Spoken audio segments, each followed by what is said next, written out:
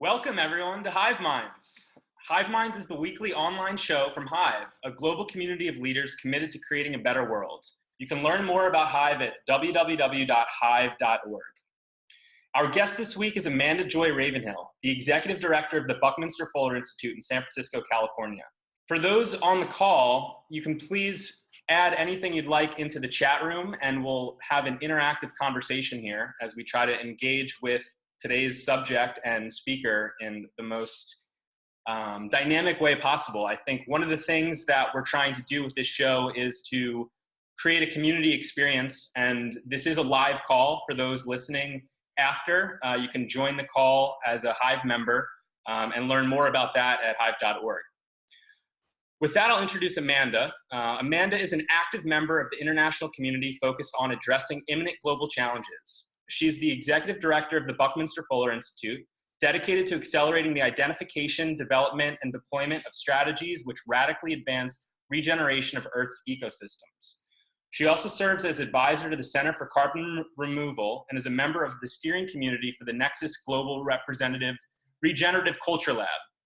She's also been the co-founder and executive director at Project Drawdown, a lecturer at Presidio Graduate School teaching the Principles of Sustainable Management course, co-founder of the Hero Hatchery, a climate activist fellowship program, the business partnership coordinator at the climate activism organization 350.org, and AmeriCorp Sustainable Communities and Education Fellow. Amanda is driven by her experience living and working internationally, as well as her enthusiasm to integrate art and science. She lectures and speaks publicly on topics such as biochar, regenerative design, carbon drawdown strategies, mindfulness, and systems thinking. Amanda, thank you so much for joining us today. Thanks for having me. If you mind, can you just tell us a little bit more about some of your experiences, specifically your experiences on the ground in really difficult areas and how that's inspired some of the work you do today? Yeah, of course. Nice to be with you all today. So I grew up mostly internationally. My parents are both anthropologists. And from a young age, just saw a lot of just like injustice. And at the time, it was just like, you know, the world just seemed so unfair growing up. And from a young age, just wanted to do something kind of global and planetary and wanted to kind of right the, you know, historical oppression and wrongs that I saw everywhere. So I studied international development in undergrad. I was born in Abidjan, which is the capital of Cote d'Ivoire in West Africa, and then spent high school in Bolivia. And went to undergrad for international development, and then went back to Bolivia afterwards to do some work. I became executive director of a fair trade exporting program. So we're working with local artisans, and it was really wonderful. Like, got to kind of be the anthropologist and the maker and design things and work with these different, mostly women artisans. And then these 1,000-year weather events kept on happening. These are weather events that are only supposed to happen every 1,000 years. And they kept on happening like just a couple months apart from one another. So major floods. And actually some of the women that I was working with, like the foundations of their buildings, they were caught in landslides. They were okay. But it just kind of gave me a huge awakening around climate change, like women's empowerment and poverty alleviation and biodiversity, and a lot of the things that we're working on, they're going to be impeded by climate change just coming at us full force. So it's kind of like this multiplier effect, where if we don't deal with that, everything else becomes harder. And then what I've realized recently is that it's a multiplier effect in the other way, where if you deal with climate change properly, all those things become easier. So we can get into that in a minute. So there was recently a report this week from the International Panel on Climate Change that suggests we are in dire circumstances when it comes to global temperature rising and all that leads to in terms of sea levels and droughts. There's wildfires, floods, food shortages for hundreds of millions of people estimated. What is your current perspective on climate change after these recent panel's reports? It's definitely, I think, kicked a bunch of us even more in gear this week. I've been having some more like high level conversations with people who weren't paying as much attention until that report came out on Monday. So it has like a good forcing function. It's really scary, you know, working in climate since about 2007 or so. I've known that the window of opportunity is narrowing and narrowing. But yeah, this recent report is pretty freaky. That said, we had the technology to solve this. Project Drawdown, which is my last nonprofit that I ran, created this book, which I can grab in a minute, called Drawdown, and it's a comprehensive plan to reverse global warming. So to actually get us back down to global cooling. And it maps, measures, and models 80 solutions over the next 30 years and looks at their economic and climatic benefits. So we know what to do. And I like to think of the next couple decades as what I call the awkward era, where the good news is getting better, but the bad news is getting worse. You know, no matter what we do, we're going to continue to have extreme weather for several decades. And those who have been historically oppressed are getting hit the hardest. And there's a lot of injustice, and, you know, we need to be really careful. Basically, like climate-wise, the Earth is in the ICU, and we need to like make very tactical, fast decisions in the next really like 3 to 5 years in order to prevent collapse. And so that's ecosystem collapse, and related to that, food systems collapse, economic collapse, political collapse. There's a lot of kind of like knock-on effects once you have ecosystem collapse. So that's the bad news for the next couple decades. But then there's also this good news that like makes it into this awkward era where we're solving climate change, and we're also looking at the root causes of it, right? So like the best climate solutions aren't just looking at carbon, but also looking at like the root causes of what, you know, leads to a system that's in balance.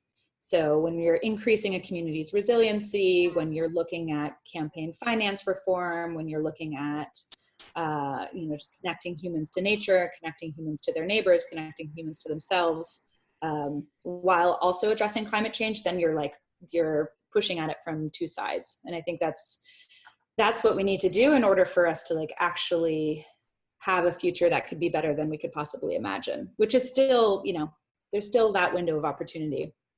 Buckminster Fuller, you know, people often asked him if he was a pessimist or an optimist, and he would just say like, I'm a pilot, I'm a sailor, I'm just like an engineer.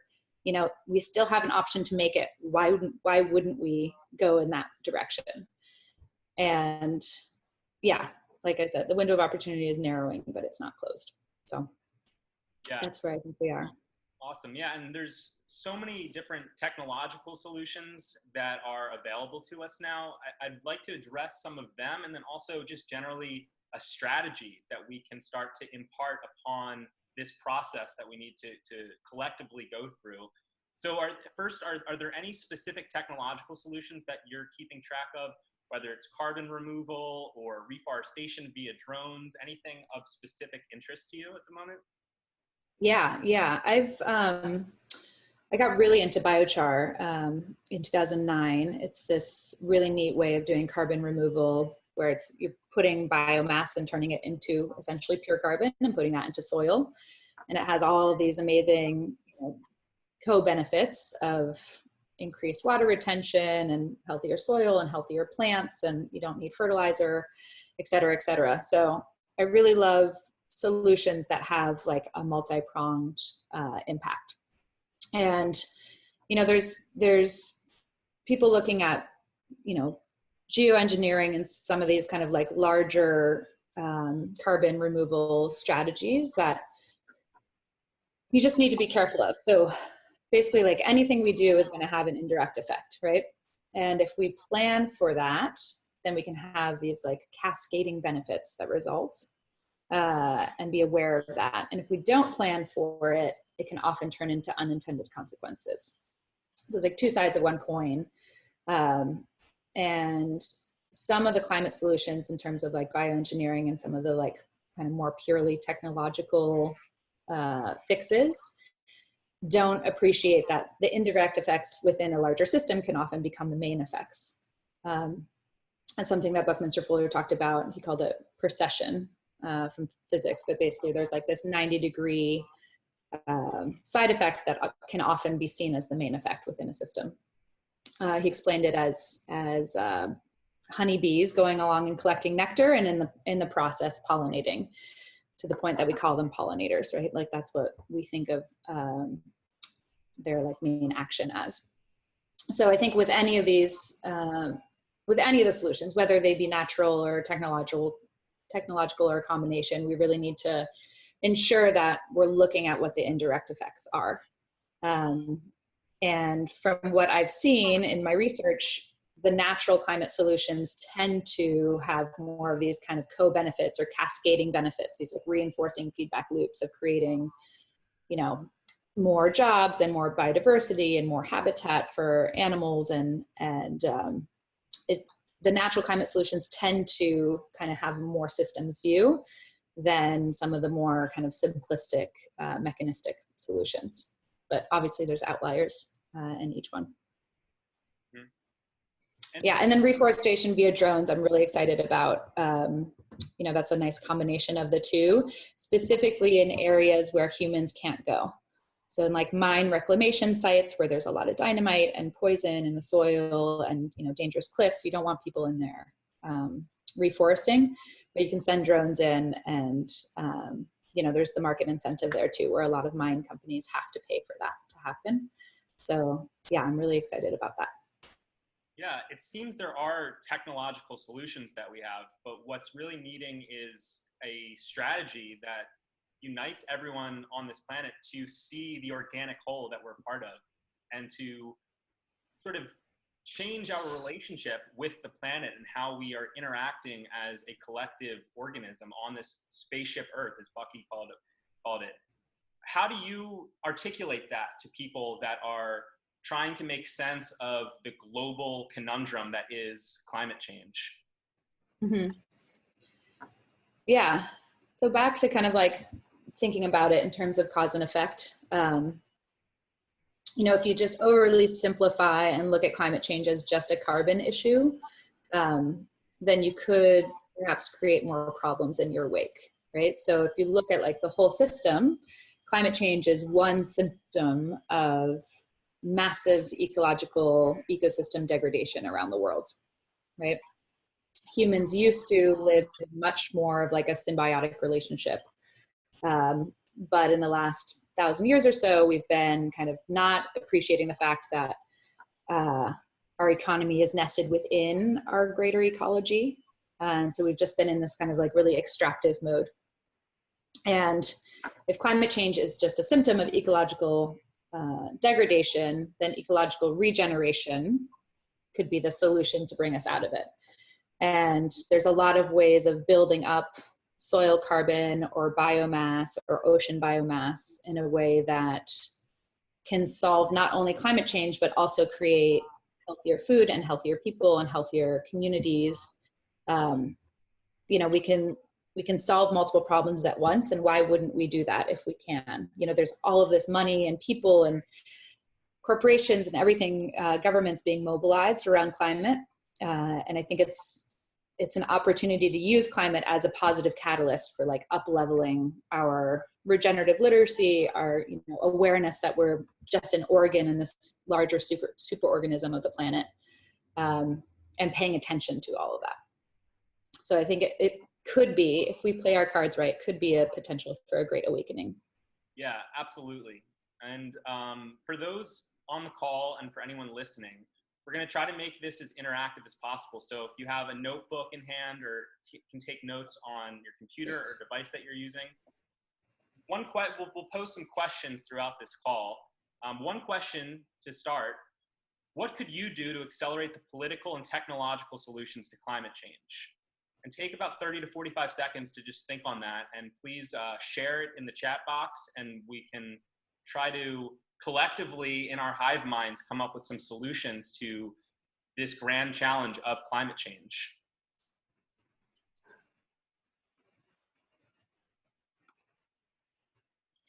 Okay, well, we have some good answers to start with. Ryan suggests that we could build a global community of leaders from all over the world who can impact global policy and accelerate companies that are the leading edge of creating a carbon neutral world. So indeed, Hive is in fact part of the solution. We're building a global community that is in service to a better world. And Nicole adds, well, it starts with us. We as the people have to demand change and spread awareness. Definitely agree. We are the change we wish to see in the world, and helping to spread that awareness is essential. Danielle says, I feel that educating yourself on the topic is important. Many people do not know what is going on. The more we understand, the more we can come up with solutions. I would say more reading and education. More reading and education from various sources so you can come up with your own ideas. Indeed, there's definitely a diversity of ideas out there, and it's important for everyone to address truth on their own and to seek answers not from what the media is telling them, but what science and their experience of the world is. Mm-hmm. Yeah, I'll just add something to that. I heard recently, people protect what they love, people love what they understand, and people understand what they're taught. So if we can all learn more, it will just lead to like what we empirically know to be true, and we'll want to protect, love and protect that. So yes to education. We've got a few more here. So Andy Sontag says, design experiences that enable people to develop greater cognitive complexity. Interesting. And Alejandro, a recent article from the New York Times said that the tropics was an area that could be possibly evacuated. How do you see the tropics dealing with global warming? That's another, yeah. Do you have anything on that, Amanda? Do you anything specific about the tropics and their role in this collective biosphere? Mm-hmm. Yeah, I mean, the tropics are a really great place to do what I was speaking to earlier in terms of like the natural climate solutions. So the tropics, you can grow a lot more things. So you can create what they call multi-strata agroforestry, which is one of the solutions in this book. And multi-strata agroforestry is the way to take as much carbon per piece of land out of the atmosphere and turn it into productivity. So it's like generally how cacao is farmed, where you have like large trees, you have the cacao, then you have banana trees and sometimes vines growing within it. It's like a rich, lush forest.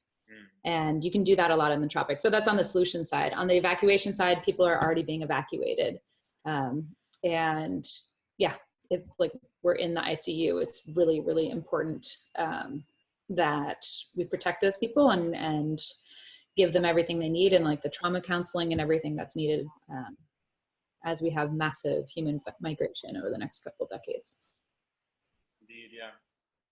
Cool. Well, let's move on to, we'll transition into more about Buckminster Fuller. As Amanda, you are the executive director of the Buckminster Fuller Institute, and Bucky, as he was lovingly called by many, was one of the most interesting men that have sort of brought ideas into the world. He was an architect, an engineer, a geometrician, a cartographer, philosopher, futurist, and the inventor of the geodesic dome. He was probably the most influential futurist of the 20th century and was just an extraordinary thinker and super prolific. What is the Buckminster Fuller Institute? How are you guys expanding the visions and the designs and the principles that Bucky outlined in his work and bringing it into the 21st century? Mm-hmm. Well, we share our mission with what his mission was, which was to make the world work for 100% of humanity in the shortest possible time through spontaneous cooperation without ecological offense or the disadvantage of anyone. And that is almost like a riddle. You know, we've been kind of like unpacking all the little pieces to it. But the 100% of humanity and the spontaneous cooperation, I think, are kind of both indicators that we need to move to a positive sum game. So away from a win-lose paradigm where I can only benefit at your expense, over to one in which we can have shared value in our interactions. And so Buckminster Fuller, he did this study in the late 60s called the Inventory of World Resources, Human Trends and Needs. And he discovered that at about 1970, we crossed a critical threshold in which we now are technologically capable of taking care of everyone at a higher standard of living than any have ever known. And he talked about kind of the need for what he called a design science decade, but basically like a concentrated amount of time where everyone could come together and redesign kind of the infrastructure of the world so that humans can live more in this positive sum paradigm. So the Buckminster Fuller Institute, we've been running a challenge program every year where we identify system solutions around the world.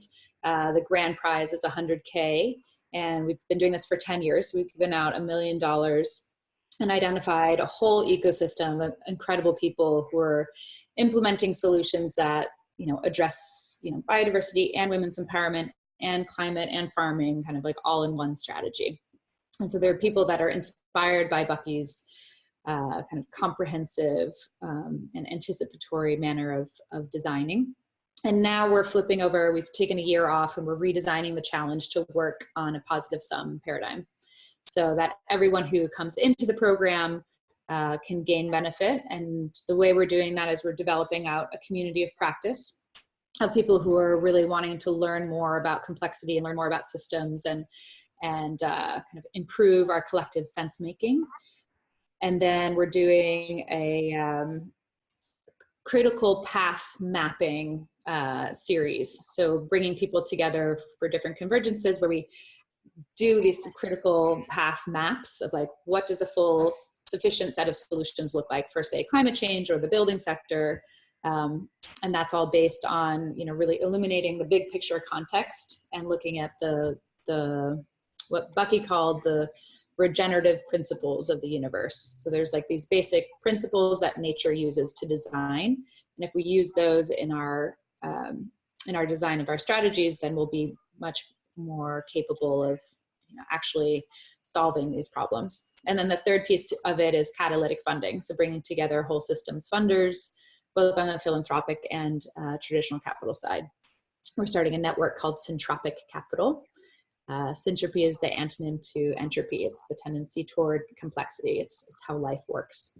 So bringing together different funders who are looking for whole system solutions to invest in and helping catalyze that funding for them. Beautiful. Mm-hmm. It's really, as someone that's participated in some of your events, it's really just a treat to be part of a community that's following up on Bucky's legend and bringing his ideas and principles into the world. In terms of his design philosophy, he had something called Dymaxion, which was inspired a car and his homes that he was building. Can you tell some folks who are not familiar what the Dymaxion principles are? Mm-hmm. Yeah, it's dynamic, maximum, and then depending on the story, different things for the ion. But basically this idea that we can put together nature's principles the way, Bucky was obsessed with like doing more with less, and a couple of these kind of basic principles that we can learn from nature. So like, I think we're going to get into domes in a minute, but domes were really like a symbol of a larger philosophy, which was inspired by nature and inspired by this dynamic element of how nature continuously evolves and lives in kind of a complex, ordered chaos. And domes were just a symbol of that. They're the building that holds the most amount of space with the least amount of materials. So it does the most with less, or more with less. He often talked about this idea of ephemeralization, of like doing less, doing more with less and more with less, to the point that like things are almost ephemeral because we're using much more of our mental capacity than like the exploitation of physical goods. Yeah, Bucky also had this idea of tensegrity or tensional integrity. How does that relate to Dymaxion, and how can we think about the tensions that we see in the world as possibly catalytic agents for new design? Mm-hmm. Yeah, so tensegrity is this idea of tension and integrity, like was said, and Fuller he really liked playing around with like actual shapes and form in order to figure out what these different principles are. Like he often worked with like nesting different spheres together and came up with all these different shapes. And then after he passed away, they discovered that carbon-60, which is now called the Buckminster Fullerene in his name, follows those same principles that he had found. So this kind of shows how there's like these moments of compression where the different atoms come together. So this is 60 carbon atoms that come together, but it's all kind of held in this sphere of tension. And I think there's inspiration there in terms of the tension in the world. How can we, use that to our advantage? Like I said earlier, I think climate change can really be this positive catalyst if we play our cards right. Yeah, indeed. It seems like the tension we face now with climate change could also be a possible solution, or this awakening, as we spoke of, to a new paradigm, a new collective level of existence on this planet. One of Bucky's favorite designs, or most famous, was the geodesic dome, as we spoke of. We actually have Morgan Bershank of the Seattle-based GeoShip with us on the call, who's building regenerative dome housings inspired by Bucky's principles. Could you see yourself living inside of the dome? Amanda or anyone else on the call, like, does this seem like a revolution in the making? It's been a design principle that's been around for a while, but could we be on the precipice of a new form of architecture through geodesic domes? I think so. I live in a dome every summer in Maine that I built. And I just love like being in it and like thinking about the symbol that it is of like a philosophy that mirrors nature's principles. But I would love to hear from Morgan about what he thinks. Yeah, well, one of the things Bucky said, I think 50 years ago or 80 years ago is, or more like 50 or 60, I guess, is that we didn't have the materials yet to build geodesic domes in the way they're really could become a new kind of bread and butter of home building in a sense. And now we have some pretty amazing materials that have really been invented and hit the market in the last like 10 years or so, 10 or 15 years. And they, enable materials from wastewater treatment plants and desalination plants and just a real completely new cradle to cradle kind of materials industry that would allow us to build geodesics and non-rectilinear forms with new levels of kind of efficiency and longevity, and a lot of the things that Bucky talked about in terms of architecture that's not only better for the environment, but like better for our health and better for our imagination and inspiring our curiosity, and really now I think really optimizing the light, water, and electromagnetic environment in the space to really bring kind of a new paradigm in wellness along with the new paradigm in architecture. And that really, at the same time, comes with the potentials to really make it so that one person can make a declaration and gather their tribe and be taken through a process of, community land trusts and, potentially active virtual reality village design together, democratizing the design and installation process of a community or village. So, these are some of the things that we're working on with GeoShip. It's super exciting. And it is, at some point, zoom your attention far enough in the future, we're not living in wood boxes. At some point, you don't imagine like highly evolved beings of the 22nd century living in potentially toxic wood, metal, concrete boxes. It's more advanced geometry. It's the flower of life, basically, which is what the geodesic really is, a representation of the flower of life in 3D. So it's really foundational form.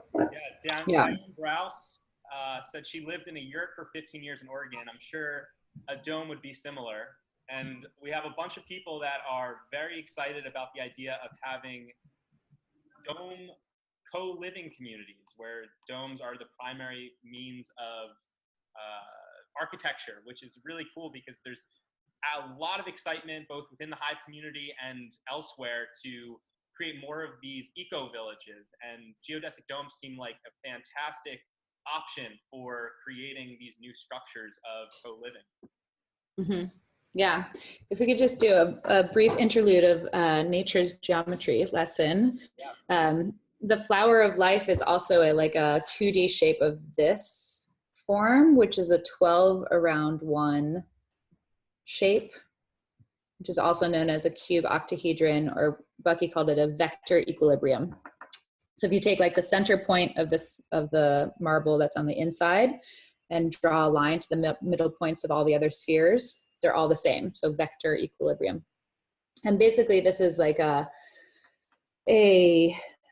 symbol of a 60-degree coordinate system. So the Cartesian, Descartes-based coordinate system that we use for a lot of things, are almost everything, is a 90-degree, XYZ axis, whereas this is a 60-degree axis. And we found that like on the atomic, molecular, biological, and even cosmic scales, that this is more often how nature is designing things. And so this is kind of part of the geometry that's inspired by Buckminster Fuller's domes, or kind of a mirror of them. And BFI, we're doing a series of workshops called the Geometry of Thinking. We're like getting into the shapes and building models together. So if people sign up on our website for our email list, you'll get more information about that. That's super cool. Yeah, and folks can just head to bfi.org to learn more about that. So we have another interactive exercise here. What are you most excited about for the future? And so take 30 to 45 seconds again, and just 1 to 2 sentences. What are you most excited about for the future? Is it geodesic domes? Is it new means of transportation? Bucky inspired large visionary-like ideas, and have fun with this question. What about the future turns you on? Nicole says quantum healing and consciousness. Amanda, did Bucky get into consciousness and some of the ideas around the ways in which our thoughts and vibrations impact reality?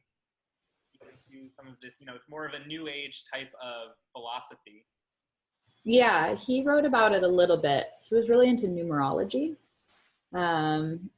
which is one kind of way of thinking about that. Yeah, it wasn't as popular. If you read, I think it's No More Secondhand God is one of his books that has a little bit more about consciousness in it. Yeah. Nicole says it's more esoteric than New Age. I'd agree with that. Thank you, Nicole. Mm-hmm. Danielle says, I am most excited for global unity, the time when all political governments come together for the betterment of humanity. When we are no longer fighting but working together, we will have huge shifts in climate change as well as other major issues. Amen to that. I feel similarly. And Bucky, a lot of his work was to inspire that type of thinking. The whole notion of spaceship Earth was a helpful metaphor to realize that we are all collectively on this rock, a floating rock in space. And it's important to realize that. Diane adds, for me, what turns me on is the commitment to get beyond divisiveness. And she agrees with Danielle as well. Ryan Rogers says, as we face new challenges from climate change, I would be hopeful of a grand human unification to address these issues. It seems that crises create unified action. Indeed, that's definitely something that is possible now, more than ever, that we can unite around the challenges that we all face and the new technologies that bring us together like never before. Ryan Alice adds, I am most excited for the time in which all people have access to the basic human needs of food, water, shelter, education, medicine, and electricity, that we live on a sustainable planet. The time is coming in our lifetime. Definitely, definitely. That's what we're here for. Chris Dugan adds, health and wellness, technological advancement. Definitely tons and tons of things that we can do to improve the health of ourselves and this planet, and the relatedness that they share in terms of how this planet affords us a healthy life, and how when we're healthy, we can give back to this planet in a good way. Danielle adds, time to rise and come together, no more competition, and moving into aligned partnerships. Absolutely. Alejandro says, trying to save it. I'm excited to see if humanity can finally find common ground that can take us to another level of mindful consciousness that can lead to collective action. Nice. So it seems there's a lot of unification around what we're excited for. We're really looking to unite globally. And it's one of the reasons why Hive is such an important foundation for us as leaders, because it brings us all together in this shared space of action. So moving into the last segment, and then folks, we're going to open it up for some Q&A in about 15 minutes or so. Or no, we're about 5, we're closing in on time. So the last segment is creating a world that works for everyone. So Amanda, the United Nations projects human population to grow to around 10 billion by mid-century. As humanity expands over the next 3 decades, how can we shift from rapidly destroying nature and biodiversity to entering into a symbiotic relationship with nature? Do you believe we can have a world that works for everyone? I do, yes. Yeah, just a note first on that 10 billion projection. So that's the median projection from the UN, and the low is 6 and the high is 16. So the kind of variance there really depends on what we do around family planning and girls' education, largely in the next 5 years or so, because it has multiplier effects as people have more kids sooner than they have more kids later. And a lot of that is just like access to family planning. So it's not even, you know, it's definitely not like forcing people to have less children. It's just, there's what they call the unmet need within family planning and population of people who want to space their children or have less children and just don't have access to the contraceptives they need. So it was one of our big realizations with the research that we did for Drawdown, was that like solutions number 6 and 7 were girls' education and family planning. And if you add those up, they're actually the #1 solution to climate change. So that's an interlude on the 10 billion number. But yeah, I'd say the shift is already firmly underway. We just need to speed it up as fast as possible and really focus on the bright spots.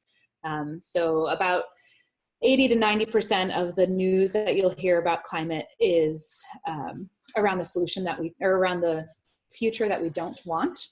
And it causes this learned helplessness. So a lot of people think about climate change and they feel very apathetic. And so we need to do a good job of imagining this future, like all those answers were so beautiful, and realize that humans have actually been a beneficial species for millennia. Like humans planted the Amazon. We've been kind of like asleep, in some sort of dream for the last 1,000 years or so, disconnected from nature and not cooperating with it. But not everyone has been sleeping, right? There's a lot of indigenous communities who are still tied to, the song of the acorn trees and like really understanding what it means to be a beneficial species within their environment. I think one thing we definitely need to do is pay more attention to those indigenous values and stories, and no matter where you live, find out who used to live there and what they used to know about that place, and really get connected to the story of the place that you live in. But I think it's definitely touch and go. It's been touch and go for decades now. And we're on the verge of a lot of ecosystems collapsing. And, from that, a lot of other collapse could happen. But yeah, I think it's totally possible. And, like the Bucky way, like just engineer our ways. Even if there's only one option out of 350,000 options or something like that, there's still an option. And I think we just need to be tactical about it. Yeah, we absolutely have the tools. It's really a matter of will and collective action. Amanda, if you had to look into a crystal ball and actually have some sense of action upon the world, and you were the dreamer, helping us to dream this collective dream, what would your dream be for the world we create in the next 2 decades? What would that look like? So this is actually part of my morning practice, as I spend 2 minutes trying to imagine a new aspect of the future that we want to create, which I encourage everyone else to add to their morning practice if you have one.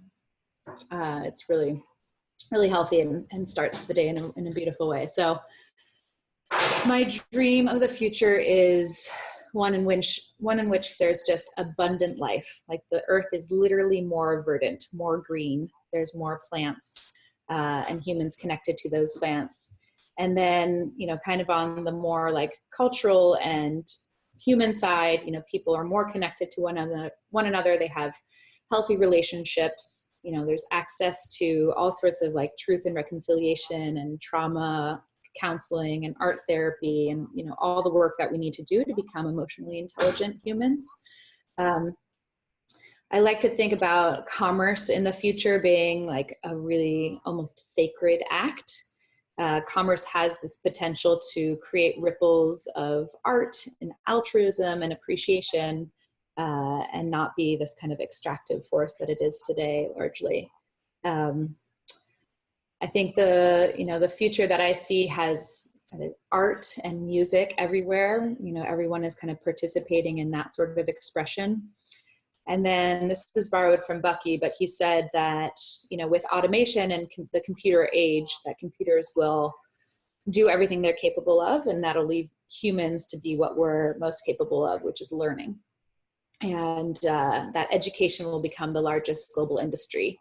And I like to think of it as like in the future, instead of asking people like, what do you do? We'll ask, what do you learn?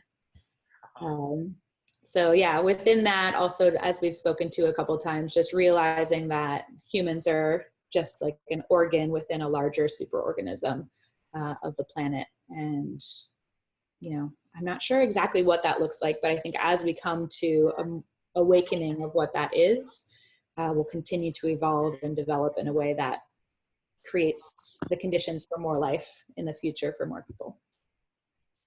Wow, that's beautiful. Thank you. And folks at home, you can also think about this both every morning as Amanda does, but even right now, if you could just take some time and 1 to 2 sentences in your notebook or wherever you are, just what is your dream vision for the future of our world?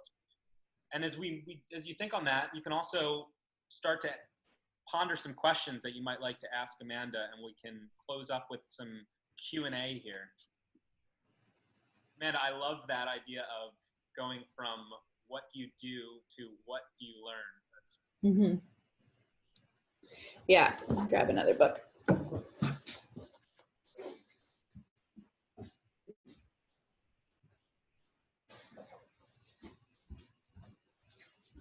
So if anyone has any questions, or if you'd like to share your dream vision for the future of our world, please share it in the chat box. And you can also use the raise hand feature if you'd like to have the mic for a little bit.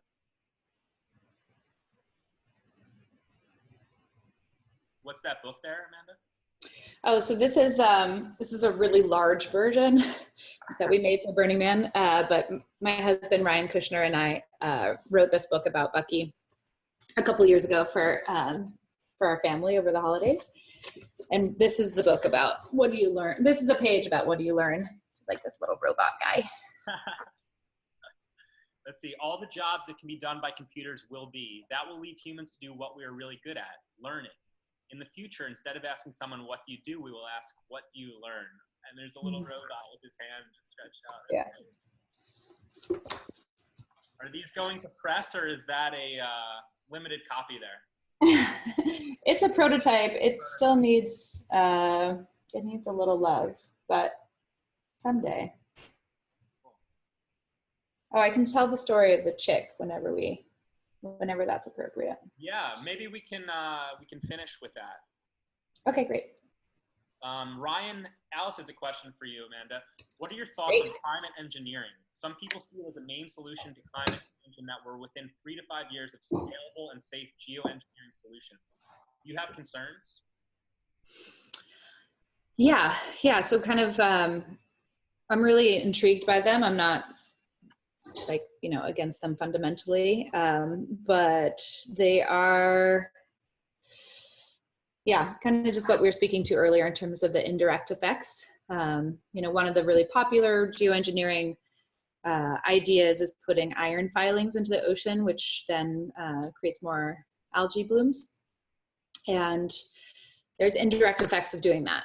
And some studies that happened later on, luckily we didn't do it, show that maybe it wouldn't be as effective as we thought. And in fact, some studies showed that it could actually increase warming because of how that algae bloom could move down to the Arctic and affect that different kind of ecosystem. So we just need to be careful, basically, with that sort of thing. There's going to be indirect effects. With some of the solutions, you have to keep on doing them. Like you have to continuously put sulfur dioxide in the air for that to work.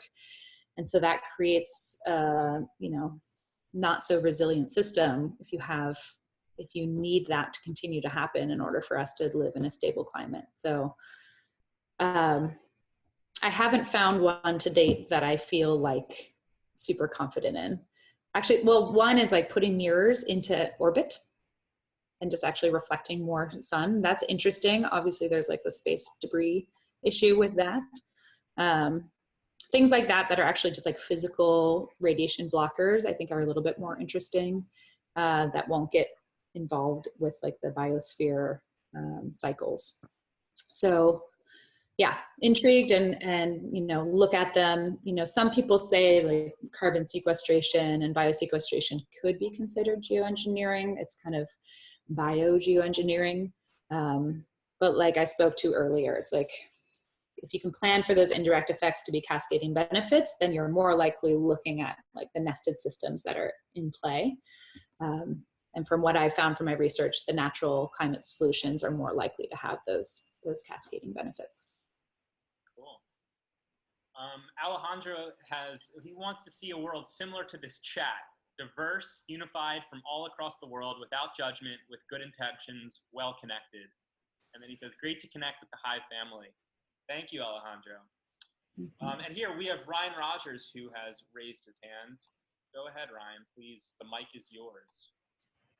So I am kind of an optimistic realist. It does not seem like we're making particularly quick social changes at the level that we need to, especially at a corporate level, which is the highest issue of pollution and environmental damage. It does not seem like we have political support. I mean, certainly we don't have unified political support for it. So I'm wondering if there is, and I'm just not up to date on this, are there efforts to prepare for living in a post-climate change world so we can continue to exist in a hopefully somewhat positive manner, should we not turn this around quickly enough? Mm-hmm. Yeah. The best work I've seen on that is this group called the Center for the Force Majeure. They're out of UC Santa Cruz.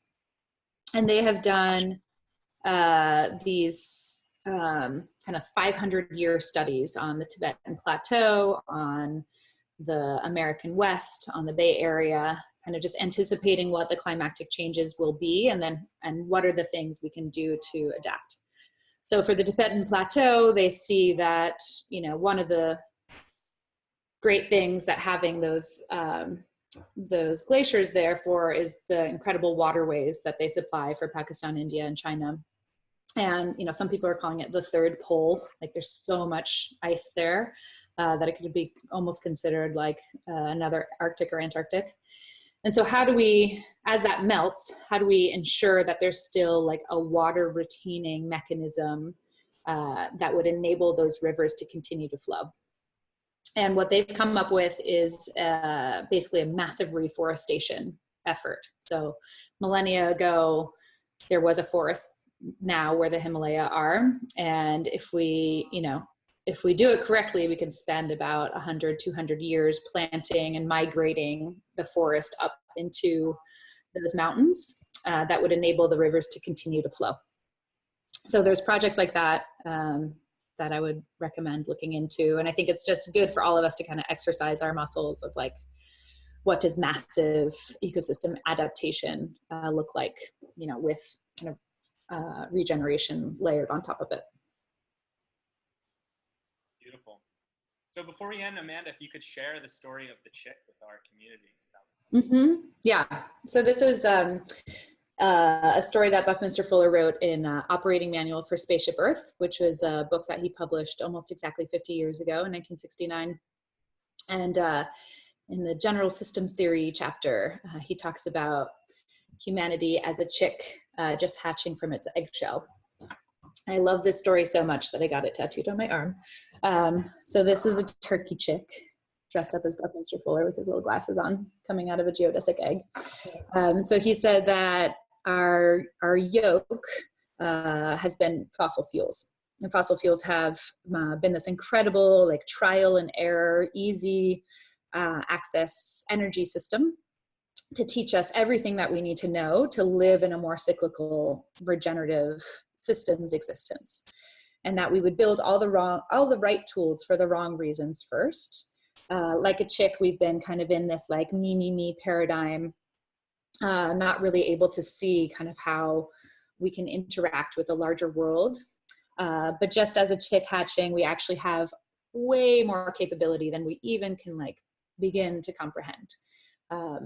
You know, the chick has legs and talons and feathers and wings and a beak, all to live in this existence once it hatches, which is like within a living system where it's, you know, waste equals the food of another animal, and it can kind of live and breathe with this larger community.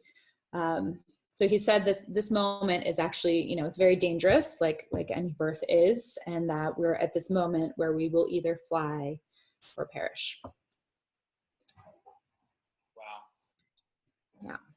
Well, it's time to wake up and to evolve into the next stage of life that we know is possible on this planet. And Amanda, thank you so much for helping to articulate these ideas and to catalyze the designs and the companies and the new wave of energy that's moving into this spaceship Earth of ours, and to promote the better world that we know is possible. Mm-hmm. So with that, I just want to thank everyone for joining the call. And Amanda, if you have any last words or where people can learn more about the work that you're doing, I know that you have a few talks coming up. I actually got a chance to see your talk at Burning Man. It was amazing. You're really inspiring. And yeah, if there's any final words before we end. Yeah, thank you. Yeah, if people go to bfi.org, please sign up for our email list. We have a bi-weekly newsletter with kind of planetary thinking resources and articles. We're also posting a lot to Facebook and about to start on Instagram too. So if the things resonate with you, you know, every time you share, it really makes a huge difference for getting these messages out there. So I'd appreciate that. And then we would love for you all to become Buckminster Fuller members. If you go to bfi.org/membership, we have a lot of different opportunities for all of us to come together and talk about systems and kind of do this, you know, really interesting mapping work that needs to be done so that we can achieve total success for all of humanity. So please do follow up. And if you want to email me, I'm ajr@bfi.org.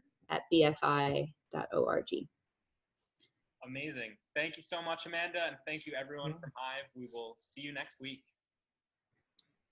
Take care, everybody. Thank you. Thanks, Amanda. Mm-hmm. Thanks, Brian. Thanks, guys.